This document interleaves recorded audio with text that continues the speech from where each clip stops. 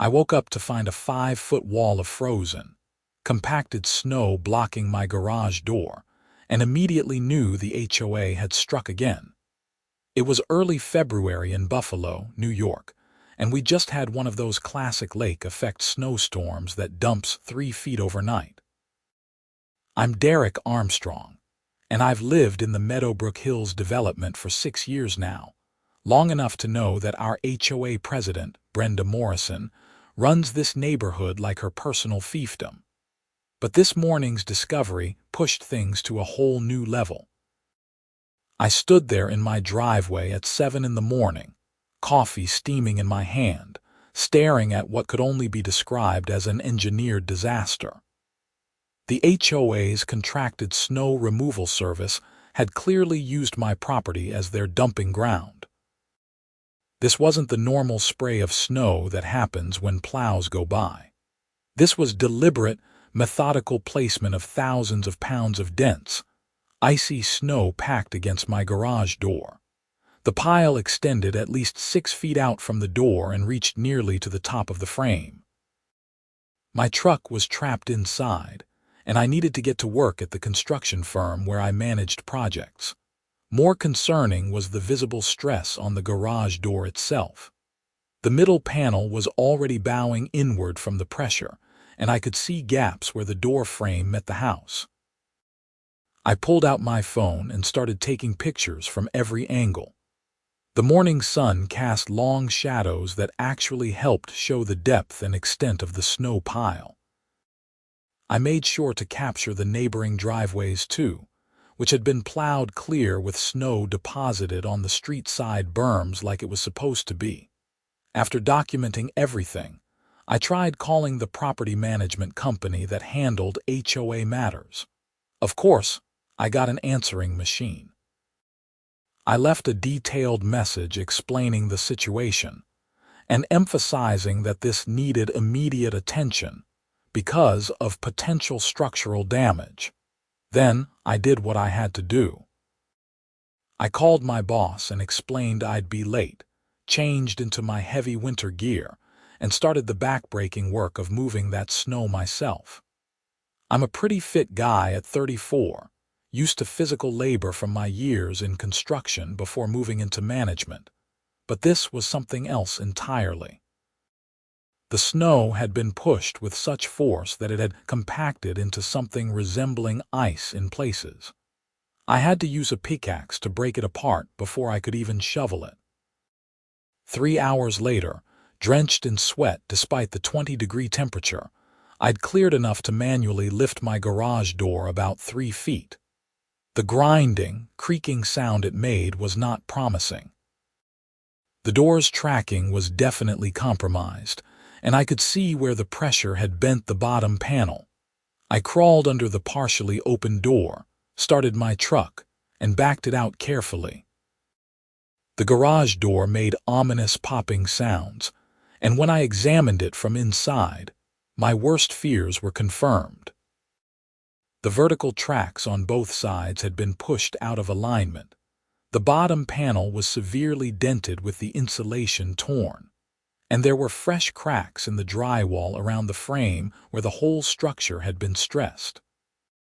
I took more photos of the damage, then headed to work 4 hours late. My phone rang just as I arrived at the office. It was Cheryl from the management company. "Mr. Armstrong, I got your message about the snow removal," she said in that professionally detached tone that immediately annoyed me. "I've reviewed the contract terms, and the HOA snow removal service is responsible for clearing common areas and streets. Individual driveways and property issues aren't covered under the current agreement." "I'm not calling about my driveway," I said, keeping my voice level. "I'm calling because your contractor deliberately piled snow against my garage door, causing structural damage. This isn't about snow removal. This is about property damage caused by HOA contractors. I'll need to review this with the board," she said. "Can you send photos?" I emailed them while we were still on the phone. There was a long pause. "These do show quite a bit of snow accumulation," Cheryl admitted. However, I'll need to speak with Mrs. Morrison and the board before we can determine liability. The next board meeting is in 3 weeks. 3 weeks. My garage door is damaged now. It's not closing properly, which is a security issue. I need this addressed immediately. I understand your frustration, Mr. Armstrong, but these matters require board review. I'll mark this as urgent. I hung up, already knowing how this would go. I'd been to enough HOA meetings to understand that Brenda Morrison's first instinct was always to deny, delay, and deflect any responsibility. That evening, I got a quote from a garage door repair company. The technician, a guy named Ron who'd been in the business for 20 years, gave me a thorough assessment. "This is impact damage," he said, pointing to the bent tracks. "Something pushed against this door with significant force. The bottom 2 panels need replacement. Both vertical tracks need to be reinstalled and aligned, and you've got structural issues with the frame mounting that'll need carpentry work. The opener motor is also strained. I'd estimate around $4,000 for the door repairs, and you'll want to get a contractor to assess and repair the frame and wall damage. That could be another $2,000 to $3,000 depending on what they find." He provided a detailed written estimate and noted specifically that the damage was consistent with external force being applied against the closed door. I called my buddy Marcus, who ran his own contracting business. He came by the next morning before his regular job started. "Man, they really did a number on this," Marcus said, examining the cracked drywall and the shifted door frame. "The frame's been pushed in about 1/2 inch. See these fresh cracks in the foundation? That's from the force transmitted through the structure. You're looking at probably $2,500 to fix this properly. We'd need to reinforce the frame, repair the foundation cracks, replace the damaged drywall, and repaint." He wrote up an estimate while I made coffee. We'd worked together for years before I moved into project management, and I trusted his assessment completely. "You gonna fight the HOA on this?" he asked. "Absolutely. They caused this, they're paying for it." "Good luck, man. Those HOA people are something else." My sister had to lawyer up over a fence dispute in her neighborhood. That afternoon, I drafted a formal letter to the HOA board. I included all the photos, both repair estimates, a detailed timeline of events, and a clear demand for the HOA to cover the $7,500 in damages. I sent it certified mail and emailed a copy to the management company. 3 days later, I received a response. Not from Cheryl at the management company, but from Brenda Morrison herself. She'd actually come to my house, ringing the doorbell at 8 on Saturday morning. Brenda was exactly what you'd picture when you think of an HOA tyrant. She was probably in her mid-50s, with an aggressive blonde bob haircut, designer athleisure wear despite clearly never exercising, and that particular expression of permanent disapproval that some people cultivate like a garden. "Derek, we need to discuss this absurd claim you've submitted," she said before I'd even finished opening the door. "Good morning, Brenda. If you want to discuss the damage your contractors caused to my property, I'm happy to do that. May I come in?" I stepped aside, and she entered like she owned the place, immediately walking toward my living room and sitting on my couch without invitation. "I've reviewed your photos and your claims," she said, pulling out a folder. "And frankly, I find them exaggerated and opportunistic. We received a significant snowfall. Snow accumulation happens. You're trying to blame the HOA for an act of nature. This wasn't accumulation," I said, sitting across from her. "Your contractor deliberately used my garage as a dumping point for snow from other properties. Look at the photos. Look at how the snow was packed against the door. That's not natural accumulation."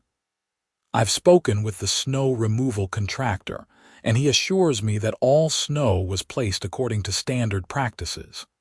Then your contractor is lying, and your standard practices are damaging property.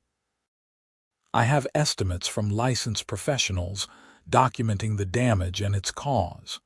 The HOA is liable. Brenda's expression hardened. The HOA accepts no liability in this matter.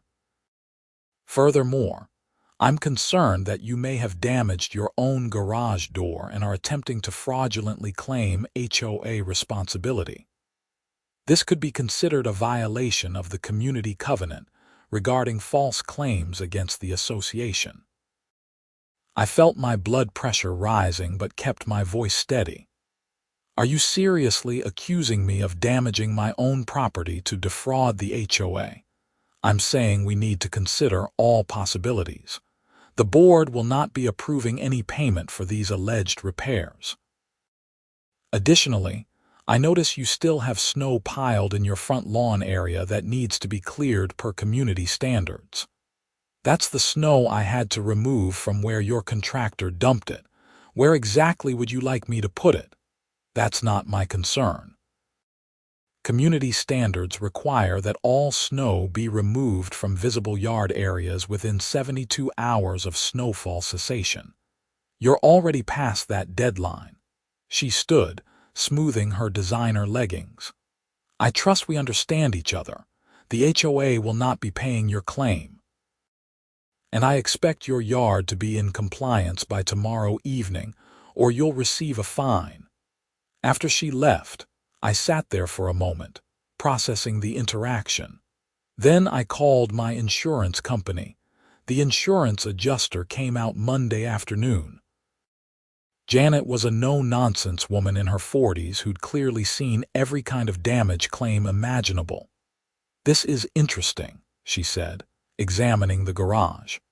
"Your policy covers sudden and accidental damage, but if this was caused by a third party, you'd be better off pursuing them directly. If you file with us, you'll pay your deductible and your rates might increase. Then we'd potentially subrogate against the HOA anyway. So what do you recommend? Document everything, which you've already done. Send a formal demand to the HOA with a reasonable deadline. If they don't pay, you'll probably need to go to small claims court or hire a lawyer. Given the amount, small claims might be your best bet. The limit in New York is $5,000 for town and village courts, but $10,000 in city courts. Buffalo's a city, so you're within limits." She took her own photos and notes. "If you need me to testify that this damage is consistent with your description of events, I can do that. I'll write up my findings for your records." That evening, I received an email from the property management company. There would be a special HOA board meeting the following week to discuss my claim. I was invited to present my case. The meeting was held at the community center, a building maintained by the HOA in the middle of the development. When I arrived, there were about 15 other homeowners in attendance, along with the 5 board members. Brenda sat in the center as president, flanked by 4 others I recognized from neighborhood events. "We'll now hear from Derek Armstrong regarding his claim against the association," Brenda announced in her most official tone. I stood and presented everything systematically. The photos, the timeline, the professional estimates, the insurance adjuster's findings. I explained clearly how the damage occurred and why the HOA was liable. "Thank you, Mr. Armstrong," Brenda said when I finished. "The board will now discuss this matter. Shouldn't I be present for the discussion since it involves my claim?" "Board deliberations are conducted in executive session. You'll be notified of our decision." I was essentially dismissed. A few of the other homeowners gave me sympathetic looks as I left. 2 days later, I received the formal decision via certified mail. The board had voted to deny my claim entirely, citing lack of evidence that the HOA was responsible for the snow placement. normal weather-related risks of homeownership, and questioning the validity of the damage estimates. That same letter included a notice that I was being fined $200 for violation of community standards regarding snow removal from yard areas, and another $100 fine for what they claimed was overgrown landscaping that I hadn't noticed needed trimming. I made copies of everything and headed to the courthouse to file a small claims case. The process was surprisingly straightforward. I filled out the forms, paid the filing fee, and explained my case to the clerk. She nodded sympathetically. "HOA dispute. We see a lot of these," she said. "Make sure you have all your documentation organized. Small claims court is informal, but evidence matters." The HOA would be served with papers, and we'd get a court date within about 6 weeks. In the meantime, I had to deal with the reality of my damaged garage. The door wasn't closing properly, which meant security issues and heat loss. I couldn't wait months for a court decision. I called Ron, the garage door guy, back. "Let's do the repairs. I'll pay out of pocket and pursue reimbursement from the HOA through court." He scheduled me for the following week. Marcus did the structural and cosmetic repairs over a weekend, and I paid both of them, draining a significant chunk of my savings. The total came to $7,200 when everything was done properly. About a week after the HOA was served with court papers, my phone rang from a number I didn't recognize. "Mr. Armstrong, this is Pamela Shaw from Shaw and Associates. I represent the Meadowbrook Hills Homeowners Association. I'd like to discuss a settlement of your claim." A lawyer. Of course they'd lawyer up. "I'm listening," I said. "My client is prepared to offer you $1,500 as a full and final settlement of all claims related to this matter. In exchange, you'd need to withdraw your court case and sign a release. Your client is responsible for over $7,000 in damages that I've already paid to repair. $1,500 isn't even close to reasonable." "Mr. Armstrong, let me be frank. HOA cases are difficult to win. You'd need to prove negligence, and weather-related incidents create considerable ambiguity. My client believes they were not at fault, but they're willing to offer this amount as a gesture of goodwill to avoid costly litigation. Your client can make that gesture in court. I have documentation, professional assessments, photographs, and an insurance adjuster's report. I'm not settling for 20% of the actual damages. I'd encourage you to reconsider. Legal fees can accumulate quickly if this becomes contentious. I'm in small claims court. Neither side can have lawyers present at trial. Your legal fees are your problem, not mine." There was a pause. "I see. Well, my offer remains open until the court date. I hope you'll reconsider." The weeks leading up to the court date were tense. I received 2 more violation notices from the HOA. One for having my trash cans visible from the street for more than 12 hours after collection, and another claiming my mailbox needed repainting. Each came with $100 fines. I documented all of these as evidence of retaliation, took dated photos showing that my trash cans were actually in my garage and my mailbox was in perfect condition, and added them to my court file. I also did some investigating. I walked around the neighborhood and took photos of other properties. At least 8 other houses had trash cans visible from the street regularly. A dozen mailboxes were in worse condition than mine. Several properties had landscaping that actually was overgrown, unlike mine. None of those homeowners had received violation notices. I talked to my neighbor Tom, who'd lived in the development since it was built. "Brenda does this," he said, keeping his voice low like she might hear us. "Anyone who challenges her gets targeted." Last year, the Hendersons complained about the way the HOA was spending money on those expensive plants for the entrance that died after one season. Suddenly, they were getting violation notices every week. They ended up just paying everything to make it stop. That's insane. And illegal, probably. Maybe, but who has the energy to fight? Most people just comply and move on. But I wasn't most people. I was a project manager who dealt with contracts and specifications and documentation every single day. I knew how to build a case. The court date finally arrived on a Thursday morning in late March. I took the day off work and showed up at the courthouse with a thick folder of evidence, all organized chronologically with labeled tabs. The courtroom was less formal than I'd expected, more like a large conference room.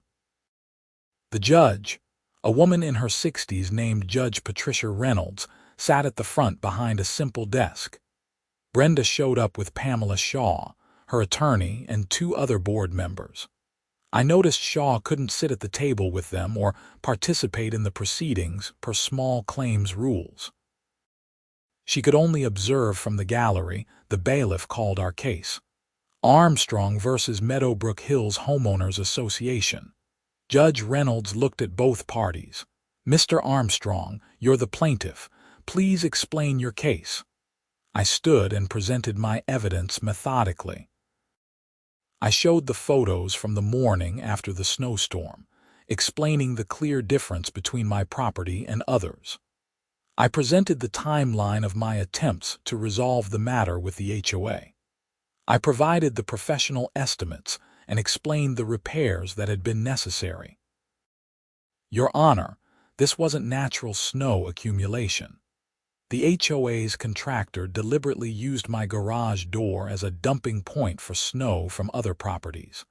The resulting pressure caused significant structural damage. I attempted to resolve this directly with the HOA, but they denied responsibility and have instead retaliated with bogus violation notices. I added those to the evidence. Judge Reynolds examined everything carefully. "And you've already completed the repairs?" "Yes, Your Honor." I couldn't leave my garage in a damaged state for months waiting for resolution. I paid for the repairs out of pocket, and I'm seeking reimbursement plus the court filing fees. Thank you, Mr. Armstrong. Mrs. Morrison, please present your defense. Brenda stood, and I could see she'd prepared a presentation too. She had a folder and her own printed materials. Your Honor, Mr. Armstrong is attempting to hold the HOA responsible for weather-related damage that was simply an unfortunate result of a significant snowstorm. Our contractor followed standard snow removal practices. Mr. Armstrong's claims are exaggerated, and we believe he may have pre-existing damage that he's opportunistically trying to blame on the association. Judge Reynolds looked unimpressed. You have evidence of pre-existing damage. Well, no specific evidence, but these older homes do experience wear and tear. The damage appears quite clearly in Mr. Armstrong's photographs to be fresh and directly related to the snow placement. Do you have any evidence showing your contractor followed proper practices? Any photos from your contractor showing the snow placement was appropriate? Brenda hesitated. I spoke with the contractor, and he assured me everything was done correctly. You have that in writing. Did you get photos or documentation from the contractor? No, Your Honor, but I trust their professional judgment. But you don't trust Mr. Armstrong's professional repair estimates or his insurance adjuster's findings. Those estimates seemed inflated to us. Judge Reynolds flipped through my documentation. These estimates appear quite detailed and specific. Did the HOA get independent estimates to dispute these figures? We didn't feel it was necessary since we weren't at fault. The judge made a note. What about these violation notices issued to Mr. Armstrong? They seem to have started immediately after he filed his damage claim. Those are legitimate violations of community standards, Brenda said, but her confidence was wavering. Mr. Armstrong has submitted photos showing his property appears to be in compliance, along with photos of other properties with similar or worse conditions that haven't received violations. Can you explain that discrepancy? I'm not familiar with every detail of every property. We address violations as they're reported or observed. It appears the only violations you observed and addressed were Mr. Armstrong's, immediately after he made a claim against the HOA. That appears retaliatory, Mrs. Morrison. Judge Reynolds spent several more minutes reviewing the documents, then looked up. I'm prepared to rule. Based on the evidence presented, it's clear that the HOA's snow removal contractor placed an excessive and damaging amount of snow against Mr. Armstrong's garage door. The photographic evidence is compelling, showing a clear distinction between how his property was treated versus neighboring properties. The professional repair estimates are detailed and reasonable. The HOA made no effort to investigate the claim properly, get independent assessments, or negotiate in good faith. She looked at Brenda sternly. Furthermore, the pattern of violation notices issued immediately after Mr. Armstrong's claim appears to be clear retaliation, which is inappropriate and potentially illegal under New York Homeowner Association law. I'm ruling in favor of the plaintiff.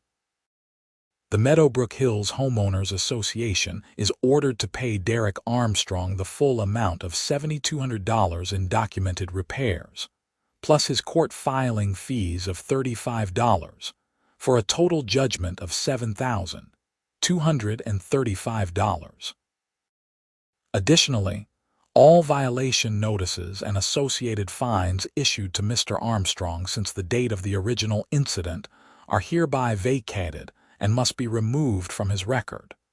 The judgment is due within 30 days. I felt a wave of relief wash over me. Brenda's face had gone red, and she was whispering urgently with the board members beside her. "Your Honor," Brenda said, standing again, 30 days creates a significant financial hardship for the association. Can we arrange a payment plan? Judge Reynolds raised an eyebrow. Mrs. Morrison, this is a $7,200 judgment against an HOA that presumably has operating funds from member dues. If your association can't afford a $7,200 judgment without financial hardship, you have much bigger problems than this case. 30 days. After the judge dismissed us, I gathered my papers. Pamela Shaw approached me in the hallway. "My client plans to appeal," she said. "That's her right, but I doubt it'll be successful. Good luck explaining away that photographic evidence and the retaliation." She didn't respond, just walked away to where Brenda was having what looked like a heated discussion with the other board members. Over the next week, the neighborhood gossip network lit up. Apparently, word of the court case and its outcome had spread. Several homeowners reached out to me, sharing their own stories of HOA overreach and retaliation. One couple, the Richardsons, told me they'd been fighting for 2 years over a dispute about their fence color. Another family had been fined repeatedly for having a basketball hoop in their driveway, even though there was nothing in the covenants prohibiting it. "You actually beat them," Mrs. Richardson said when she came over one evening. "Nobody beats Brenda Morrison. She's run this HOA like a dictatorship for 6 years." I was starting to realize that this case had implications beyond just my garage door. 28 days after the judgment, right before the deadline, I received a check in the mail from the HOA for the full amount. No letter, no acknowledgement, just the check. I deposited it immediately, relieved to have my savings restored. But the story didn't end there. 2 weeks later, I received a notice about a special HOA meeting. The agenda listed only one item: vote on current board composition and potential recall. I attended out of curiosity. The community center was packed with at least 40 homeowners, way more than usual. The energy in the room was tense.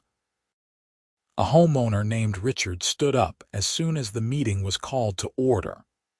"I'm making a motion to initiate a recall vote for the current board president, Brenda Morrison, based on mismanagement of association funds and retaliatory practices against homeowners." Another homeowner seconded immediately. Brenda tried to control the meeting. "This is not proper procedure. Recall provisions require petition signatures before a vote can be held." "We have them," Richard said, pulling out a folder. "We've gathered signatures from 62% of the homeowners, well above the required 40% threshold according to our bylaws." He handed the petitions to the board secretary, who reviewed them with visible shock. The meeting devolved into a heated discussion of Brenda's leadership. Homeowner after homeowner stood up with stories of unfair violations, wasted money on unnecessary projects, and intimidation tactics.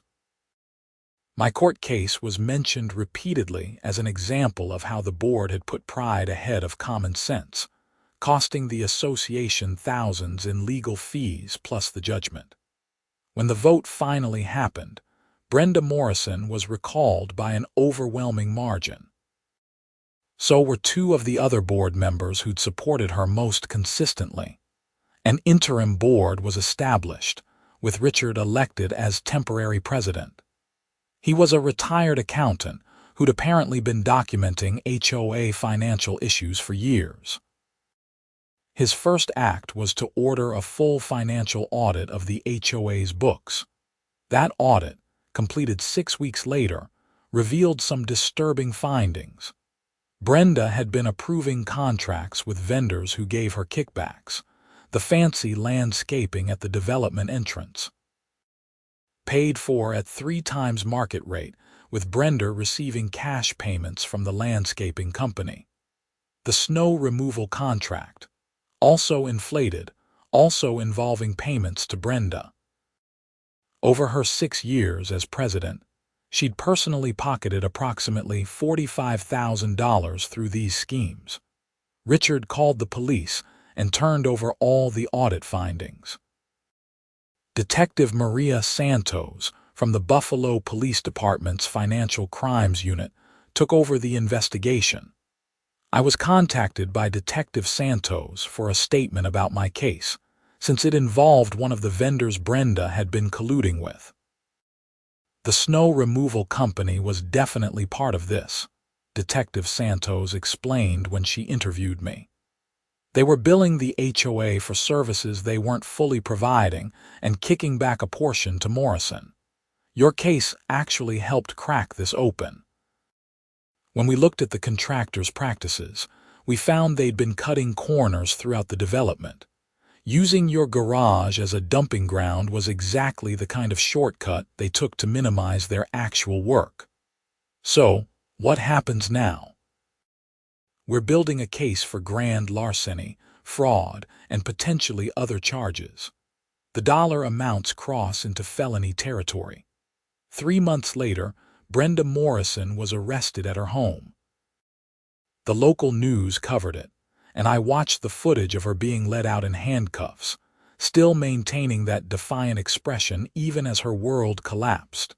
She was charged with grand larceny in the 3rd degree, scheme to defraud, and multiple counts of falsifying business records. The trial happened over the following winter, and she was ultimately convicted on most counts. She was sentenced to 2 to 6 years in state prison, and ordered to pay full restitution to the HOA, though everyone knew the association would never recover all the stolen funds. The new HOA board, permanently established through a proper election, took a completely different approach to management. They increased transparency, published detailed financial reports quarterly, and established an appeals process for violation notices that included input from neutral homeowners. Richard, who remained as president, even apologized to me personally on behalf of the association. What happened to you was exactly the kind of abuse that festered under the previous board, he said. We're implementing new oversight on all contractor relationships and ensuring that homeowner complaints are taken seriously. The snow removal contract was rebid properly, and the new company actually did their job correctly. The following winter, when we got another massive snowstorm, my driveway was cleared with snow placed appropriately on the berms. No damage, no drama. I saw Pamela Shaw, the attorney, at a neighborhood gathering that summer. She approached me with a wry smile. I have to tell you that case you brought. It was the most clear-cut liability I've seen in years. I advised Brenda to settle for full damages immediately. She refused and insisted I lowball you. Then she wouldn't let me present a proper defense in court because she was convinced she'd win on principle. Why'd you tell me that? I asked. Because I've been representing HOAs for 15 years, and I've watched boards like hers give all homeowner associations a bad name. Sometimes losing a case is exactly what needs to happen to expose deeper problems. Your garage door might have saved this whole community from years more of corruption. I thought about that a lot over the following months. My initial reaction to finding that wall of snow against my garage had been simple anger at an inconvenience and the damage it caused. I just wanted to be compensated for repairs. But by standing firm, documenting everything, and refusing to be intimidated by Brenda's retaliatory tactics, I'd accidentally triggered a chain of events that cleaned up a corrupt HOA board and made life better for everyone in the neighborhood. The lawsuit had been about property damage. But what it really accomplished was exposing a system that had been failing the very people it was supposed to serve. Tom, my neighbor who'd warned me early on about Brenda's tactics, invited me over for a beer that September. We sat on his deck, watching the leaves start to turn. "You know what I regret," he said. "I saw what she was doing for years. The way she went after people, the suspicious contracts. I complained privately, but I never actually did anything about it. I was like everyone else, just hoping to stay off her radar." "Most people don't want confrontation," I said. "I didn't either. I just wanted my garage fixed." "Yeah, but you didn't back down when she pushed back. That made all the difference." I suppose he was right. There's a certain type of personality that gravitates toward positions like HOA board president. They're attracted to the power, however small, and to the ability to control others. People like Brenda Morrison exist in every community, every organization, every level of society. The only thing that stops them is people willing to push back, to document, to fight through the proper channels even when it's exhausting and frustrating. I never intended to be a crusader against HOA corruption. I just wanted to be fairly compensated for damage that wasn't my fault. But sometimes doing the right thing for yourself ends up being the right thing for everyone. The Meadowbrook Hills development is a better place now. The new board actually serves the homeowners instead of ruling over them. Financial decisions are made transparently. Violation notices are issued fairly and consistently, and there's an appeals process that actually means something. And my garage door works perfectly, with 2 new panels that are slightly brighter than the old ones, a visible reminder of where this all started.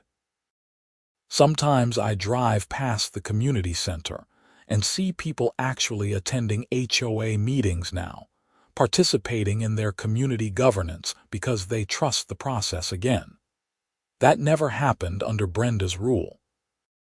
People avoided those meetings because they knew it was just a rubber stamp for whatever she wanted. The insurance adjuster, Janet, called me months after everything was settled. "I heard about what happened with your HOA case, the arrests and everything. That's quite a story." "It turned into way more than I expected," I admitted. "You know what, though? You did everything right from the beginning. Documentation, proper estimates, following the correct procedures. A lot of people would have just fixed it themselves and eaten the cost to avoid the hassle. Your persistence exposed something that needed to be exposed. She was right about the documentation. In my job managing construction projects, I'd learned that documentation was everything. Emails, photos, written estimates, dated records. When disputes arose, the person with the better documentation usually prevailed. That habit had served me well in this situation.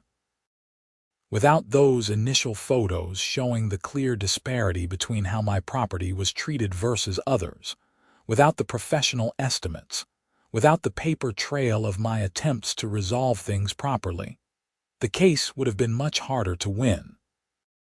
Marcus, my contractor friend, also benefited unexpectedly from the situation. The new HOA board needed to do repairs on several community buildings that had been neglected under Brenda's administration. Richard hired Marcus for the work, and it turned into a steady income stream. "I owe you a beer," Marcus said after landing the third job.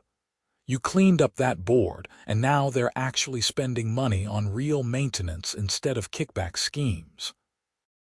The local news did a follow-up story about HOA governance issues across western New York, using my case and the resulting criminal investigation as a central example.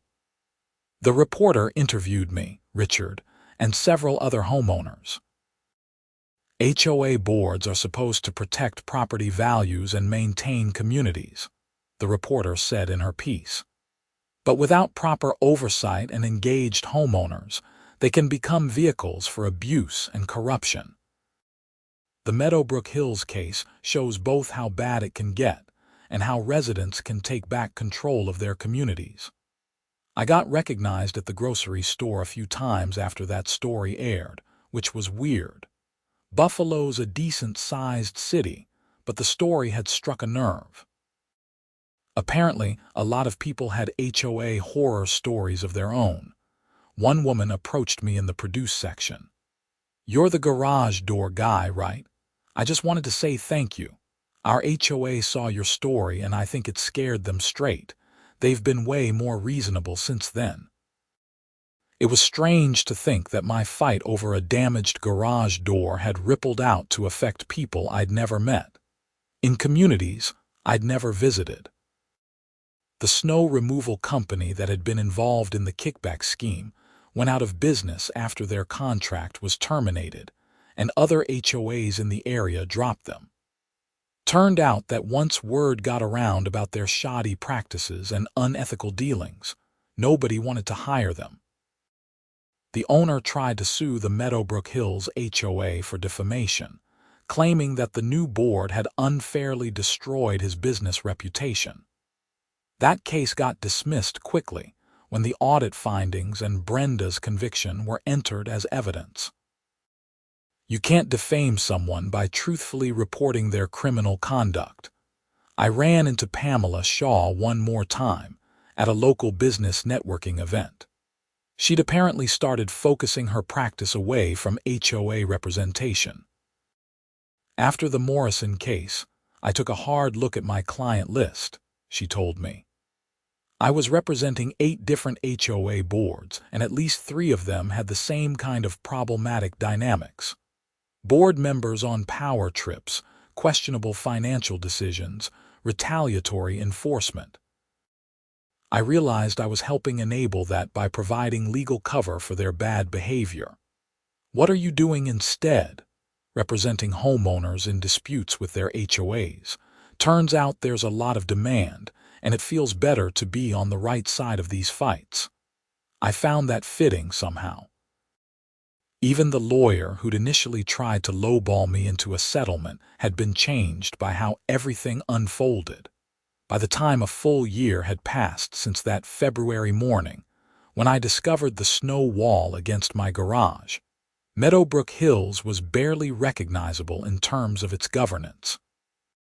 The physical neighborhood looked the same, But the atmosphere was completely different.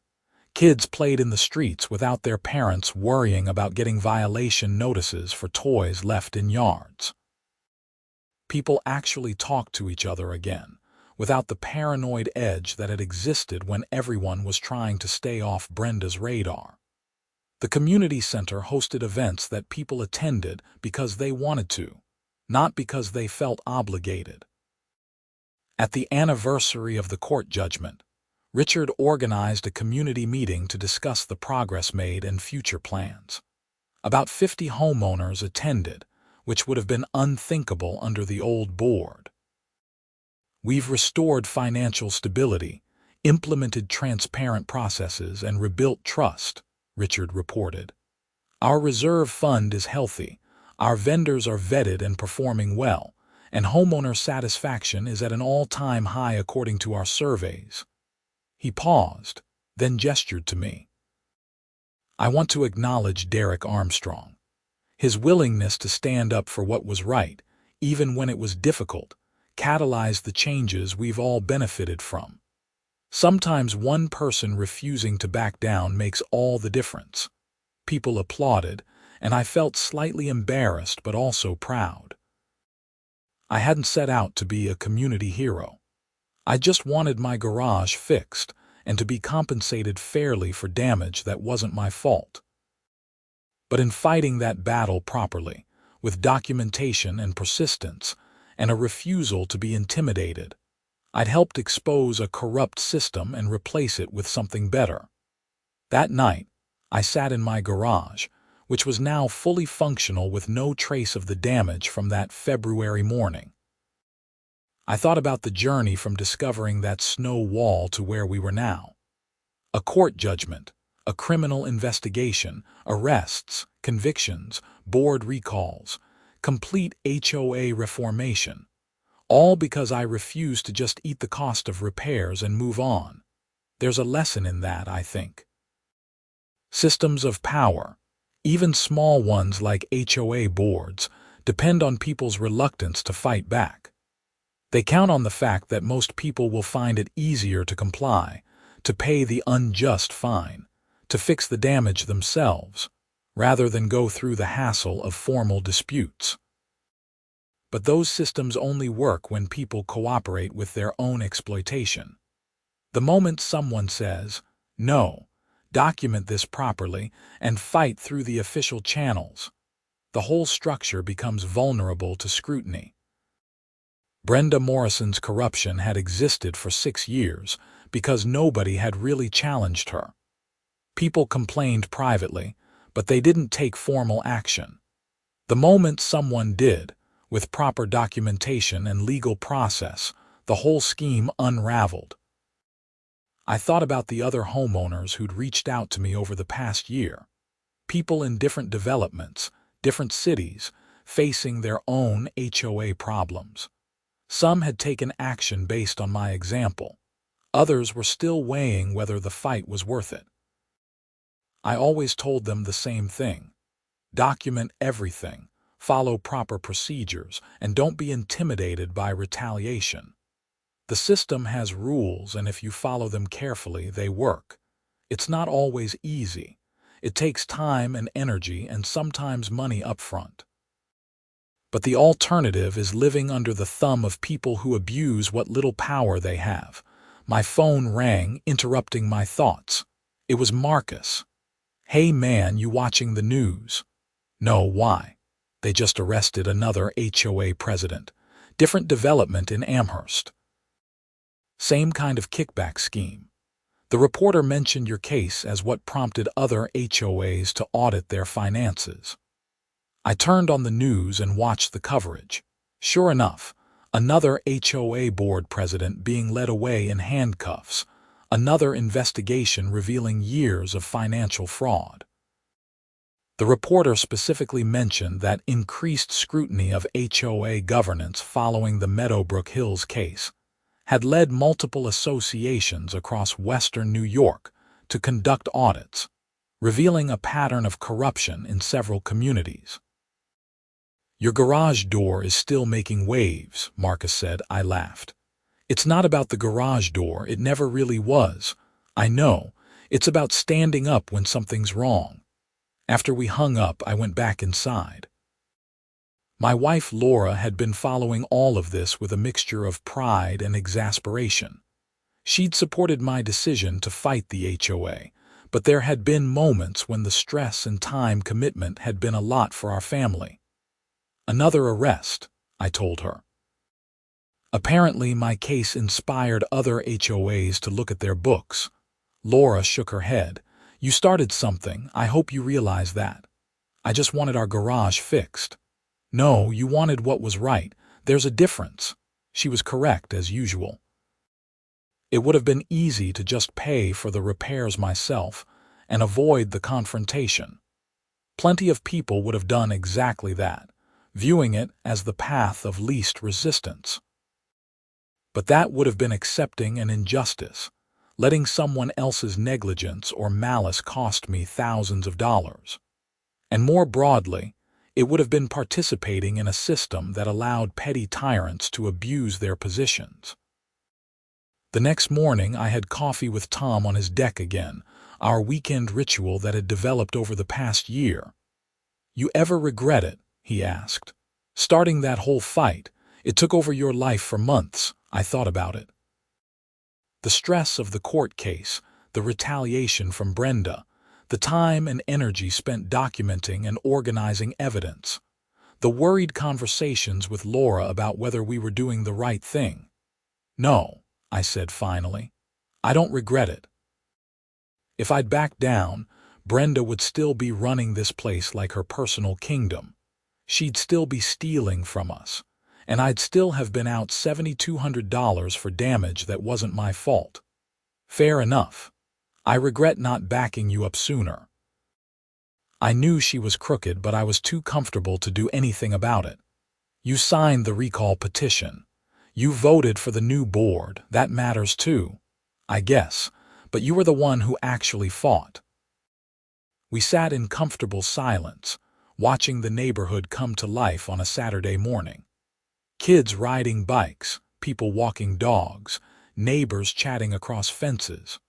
All the normal rhythms of suburban life, but without the underlying tension that had existed before. This is what a healthy community looks like, I thought. People living their lives without fear of petty retaliation from power-tripping board members. The following week, I got an email from a law professor at University at Buffalo. She was writing a paper about HOA governance and accountability and wanted to interview me about my case. We met at a coffee shop near the campus. Professor Ellen Graves was a specialist in property law and community governance structures. Your case is interesting because it shows how interconnected these issues are, she explained. A simple property damage dispute exposed financial fraud, which revealed broader problems with HOA governance structures. It's a perfect case study for my students about how civil litigation can serve public interest functions.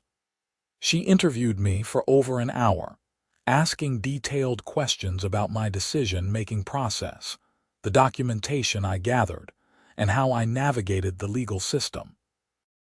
What would you tell other homeowners facing similar situations? She asked. Document everything from the start.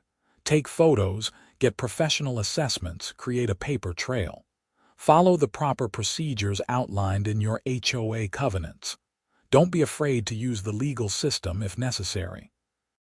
And don't back down just because someone tries to intimidate you with retaliation. She nodded, taking notes. The retaliation aspect is particularly important. Many homeowners I've interviewed cite fear of retaliation as their main reason for not challenging HOA decisions. That's exactly what people like Brenda Morrison count on. But if you document the retaliation, it actually strengthens your case. It shows a pattern of abuse of power, which is exactly what happened in your situation. The judge specifically noted the retaliatory violations in her ruling.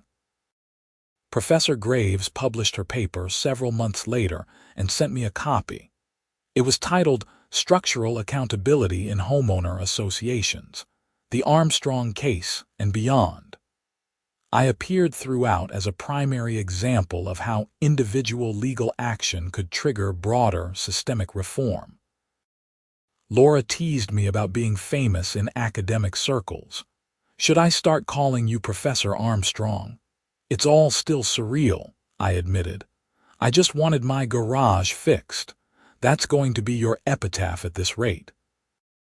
He just wanted his garage fixed, but ended up reforming HOA governance in Western New York. We laughed, but there was truth to it. The trajectory from that February morning to where we stood now was not something I could have predicted or planned.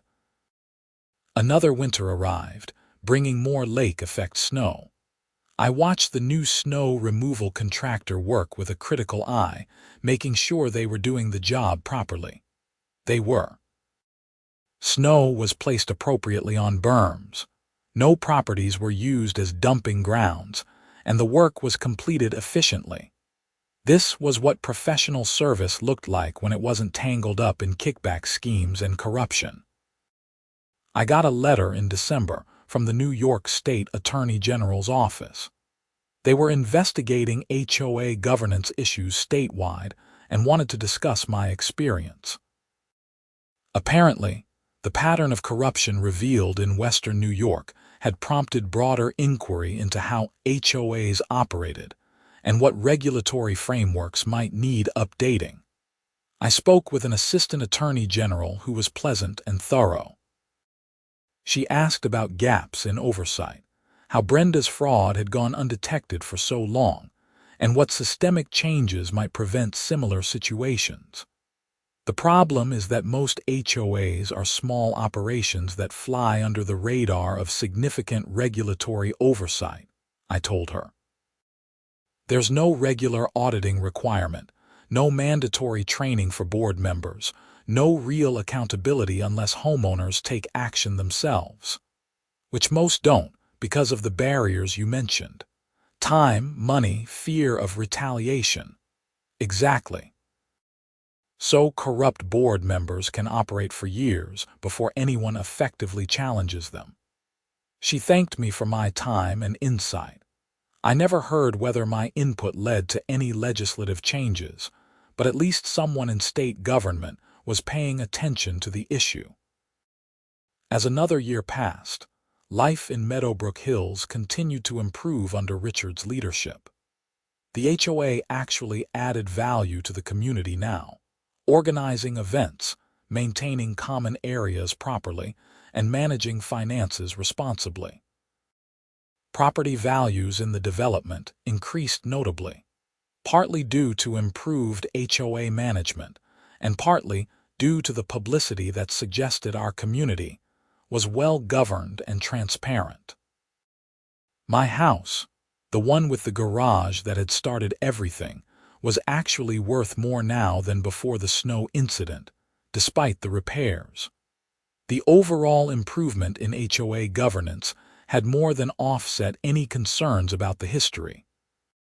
I was having dinner with Laura one evening when she asked me something I hadn't really considered. You think you'd ever want to run for the HOA board? You clearly understand good governance and people respect you. I thought about it. The idea had a certain appeal. I could help ensure that the reforms Richard had implemented remained in place. I understood the importance of transparency, accountability, and serving homeowners rather than ruling over them. Maybe eventually, I said. But right now, I'm happy just being a homeowner who knows the board is doing its job properly. That's fair. You've already done more than most people would. She was right. I'd fought my battle, won my case, and inadvertently triggered reforms that benefited everyone. That was enough for now. But I made a mental note to stay engaged, to attend HOA meetings when I could, to review financial reports and ask questions if something seemed off. The price of good governance is eternal vigilance, as they say. The lesson I'd learned was that systems only stay healthy when people participate in them actively and challenge them when they go wrong. The moment everyone becomes passive, assuming someone else is handling things, that's when corruption takes root. Brenda Morrison's conviction was a matter of public record now. Anyone could look up the case and see how she'd abused her position, stolen from the community, and retaliated against anyone who questioned her. It served as a permanent reminder of what happens when power goes unchecked and when people with authority believe they are above accountability. I sometimes wondered what she thought about now, serving her sentence. Did she understand that her own behavior had been wrong? Or did she still believe she was the victim, unfairly persecuted for trying to run the HOA her way? I'd never know, and it didn't really matter. What mattered was that the system had ultimately worked. The courts had functioned properly, justice had been served, and the community had been able to reform itself. On a sunny Saturday afternoon in late spring, nearly 2.5 years after the snow incident, the new HOA board organized a community barbecue. It was a beautiful day, and practically everyone in the development showed up. I was manning one of the grills, cooking burgers and hot dogs, when Richard approached with a beer in hand. "I want to make a toast," he announced to the assembled crowd. People quieted down, turning their attention to him. "To Derek Armstrong," Richard said, raising his beer, "who stood up for what was right when it would have been easier to stay quiet, who documented carefully and fought properly through official channels, who inadvertently exposed corruption and made this community better for all of us. Sometimes one person's courage to say no, this isn't right, can change everything." People applauded and raised their own drinks. I felt my face get hot with embarrassment but also with pride. "I just wanted my garage fixed," I said, getting a laugh from the crowd. It had become something of a running joke in the neighborhood. "You got a lot more than that," Tom called out. "You got justice." More laughter and applause. Laura squeezed my hand, smiling. As the barbecue continued and the afternoon wore on, I reflected on the journey. From that frustrating February morning, through months of documentation and legal proceedings, through a criminal investigation and board reform, to this moment of community celebration. It had been exhausting and stressful at times. There had been moments when I questioned whether it was worth the fight. But standing here, surrounded by neighbors who were finally living in a well-governed community, I knew absolutely that it had been worth every hour of effort. My garage door worked perfectly. The community was thriving. A corrupt board president was serving time for her crimes. Other HOAs had been prompted to audit their finances and improve their governance. Academic papers were being written about accountability mechanisms. State officials were paying attention to HOA oversight issues. All because I'd taken photos, gathered professional estimates, followed proper procedures, refused to be intimidated, and insisted on being treated fairly. The sun was setting over Meadowbrook Hills, casting golden light across the community center lawn where we'd gathered. Kids were playing, adults were laughing and talking, and the whole scene represented exactly what a neighborhood should be. I flipped burgers on the grill, chatted with neighbors, and enjoyed the evening. My fight was over. The reforms were in place. The community was healthy. And my garage door, the one that had started it all, stood perfectly functional in my driveway, a silent testament to what happens when ordinary people refuse to accept injustice and fight back through proper channels. Sometimes that's all it takes. One person, one incident, one refusal to back down. The ripples spread outward in ways you can never predict, changing not just your own situation but entire systems and communities. I'd learned that lesson the hard way, through months of stress and effort. But I'd also learned that it was a lesson worth learning, and that's standing up for what's right, even in small things like garage door repairs, can matter more than you ever imagined it would. The barbecue wound down as darkness fell. People packed up their things, said their goodbyes, and headed home to houses in a development that was finally living up to its potential as a real community. And I went home to my house, with its perfectly functioning garage door, grateful for the journey even as I was glad it was over.